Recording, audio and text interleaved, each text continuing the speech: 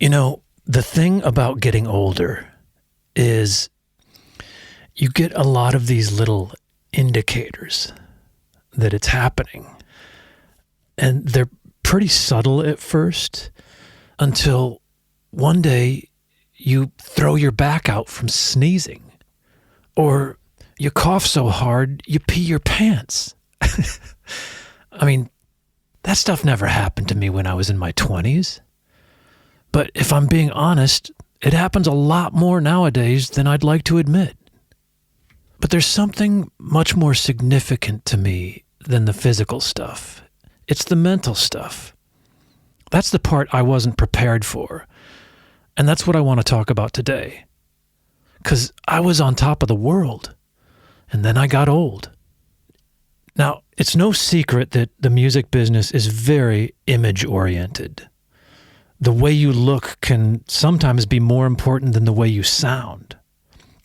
And back when I was in 6am, I kind of got used to being seen. I had bleach blonde, spiky hair, and I was covered in tattoos from head to toe. I looked like someone you were supposed to notice. And honestly, that was part of the job. It wasn't just about the songs. It was about the whole thing, the vibe, the image. And I leaned into that because it worked. But eventually, something changed. And I don't know exactly when it happened. It was pretty gradual. But one day I remember walking into a coffee shop. Same tattoos, same hair, same me. And nobody looked up. Nobody stared at me wondering, hey, is that guy in a band? To them, I was just some guy. Probably somebody's dad. And at first, I'll be honest, it stung a little bit. When you've spent years being seen, it's weird to all of a sudden feel invisible. Like, did I become uninteresting? Or did the world just stop looking? And then I realized, this is just what happens, man. Getting older means you slip under the radar. You stop being the shiny thing that people look at. Old people don't get stopped on the street. They just get passed by. That was a pretty bitter pill to swallow. But hey, that's just the way it is. And there have been a lot of those type of eye-openers since I've gotten older. And they're not all bad, to be honest with you. I mean, I'm going to be completely frank with you. I'm happier now than I've ever been. Now that I'm retired, now that I stepped away from all of the pressures and all of the expectations, and now I can look back on things and kind of reflect. And here are a few things that I find pretty interesting. Number one, when I was a young songwriter, I was driven by something completely different than I'm driven by now. And I'll explain that. When I was young, it seemed like the driver for writing songs was very sexual. I was trying to make myself more attractive. It was almost like natural selection. I was trying to move my gene pool forward. And that was very important to me, to puff up my chest and make myself seem desirable, make myself seem wanted. It felt very instinctual, like primal. I felt like if I could write the right song, somebody would choose me. Someone would, I would rise in the social hierarchy, like I would matter. And that drive carried me for years. It made my songs very urgent. It gave them a sense of hunger and tension. I was creating from this place of desire, like the desire to be seen, the desire to be wanted, to be kept. But then I got older, and somewhere along the line, that urgency started to fade. My sex drive slowed down, and that primal energy just wasn't as loud anymore. And I remember wondering, if I'm not writing from that place, then where do I write from? But what surprised me is that something else showed up in its place. Something kind of quieter, but deeper. I started writing from a place of, I guess, legacy. Like I wasn't trying to impress anymore. I was just trying to leave something true behind. You know, the songs became less about attraction and more about connection. I wanted to say things that might outlast me, I guess. Like things that would make someone feel less alone. That became important to me. That's the evolution, isn't it? I mean, in the beginning, no matter what line of work you're in, you create to survive, to compete, to earn love or status or belonging. But with time, and maybe with age, we start creating to serve, to give something away. I guess to tell the truth.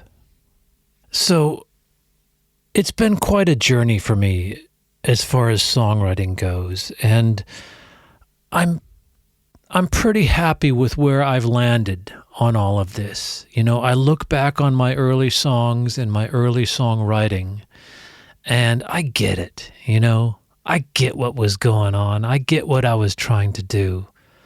But I'm so glad that I'm not there anymore. And I'll bet no matter what your career is, if you're at my stage of life, and I think a lot of you are, you get what I'm saying. And you understand what this journey is. And I want to talk to you about something that has become very, very clear to me since I retired. And that is that irrelevance is freedom. I spent the first half of my life trying to prove to everyone that I was special. Every song, every performance, every post that I made, it was all kind of part of this subconscious, campaign to be seen, to be validated. Basically to be somebody. And for a while, it worked for me. I got the record deal. I got the chart-topping singles. I got fans. I got tours. I got the attention. And yeah, I got haters too. But now, man, I'm in my 50s. I'm retired from the music industry. I'm not trying to chase that anymore. I'm not trying to hold on to relevance like it's some golden ticket. I've really been shocked by how great it feels to not care anymore. Like seriously, there's a beautiful kind of weightlessness that comes with not being the center of attention anymore. You stop performing for approval. You stop editing yourself to please an audience. You stop chasing the high of being seen and start sinking into this peace of just being. I used to wake up every day thinking, how do I stay visible? And now I wake up and I think, what do I do today, whether anyone sees it or not? And the irony is this: I feel more me now than I ever did when I was a quote-unquote somebody. Because the truth is, trying to be special all the time is exhausting. It's a full-time job with no off switch. And when you're younger, you kind of think, That's what makes you valuable. That's your uniqueness. That's your edge. But the older I get, the more I realize that's not where my peace lives. Peace lives in letting go. So yeah, I spent the first half of my life trying to prove I was special. Now I'm spending the second half of my life celebrating the fact that I'm not. That I'm just a guy. A neighbor. A friend. Not a brand. Not a headline. Just me. And weirdly, the less I care about being relevant, the more real my connections feel. Because people aren't responding to a persona.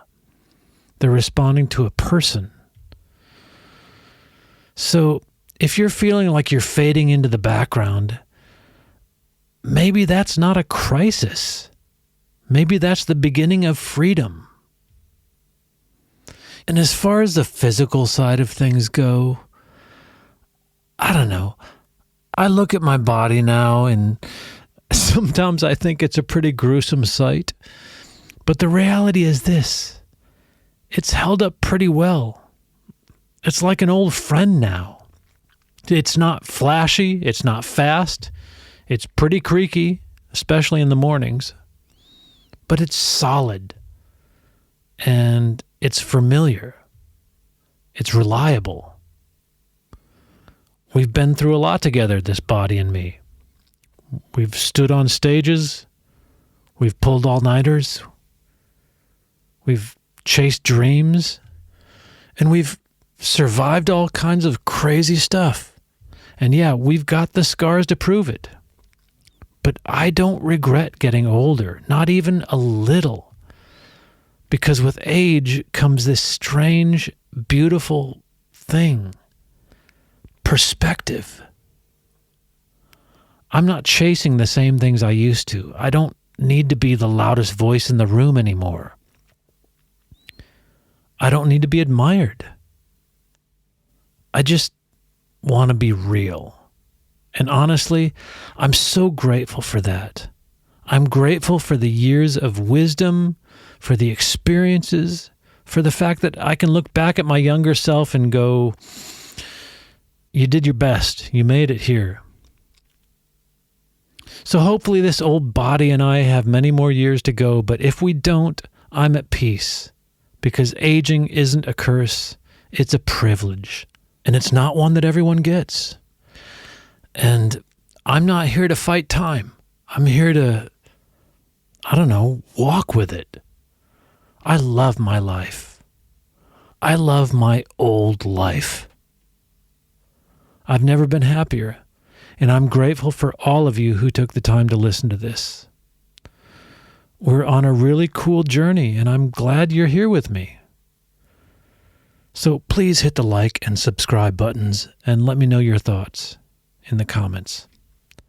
Take care.